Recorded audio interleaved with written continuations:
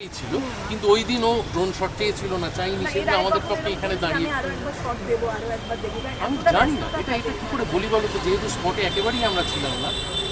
ফ্লোরের মধ্যেও কোনোদিনও থাকে ওটা তো আমরা প্রত্যেকেই কখনো কখনো বলি যে এই শটটা আরেকবার দিতে চাই, ভালো হলো না, এর প্রত্যেক অভিনেতাই।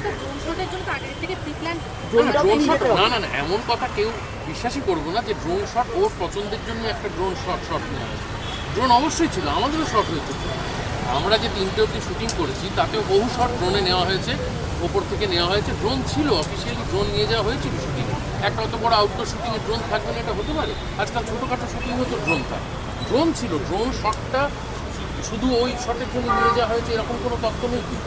সেটা কেউ বলেও না, ড্রোন ছিলই।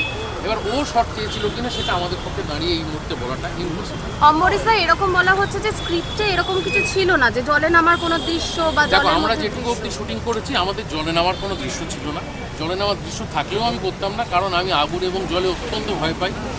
আমি সেই জন্য ওরকম কোনো শট দিতাম না। আমরা যেটুকু অবধি শুটিং করেছিলাম তারপরে কি দৃশ্য হবে সেটা তো আমাদের পক্ষে জানার কথা নয়। আমরা তো অন্য সিন সম্পর্কে জানি না। আমাদের যেটুকু শুটিং হয়েছে দুপুর 3টে অবধি, তার মধ্যে আমাদের সমুদ্রে নামার কোনো দৃশ্য ছিল।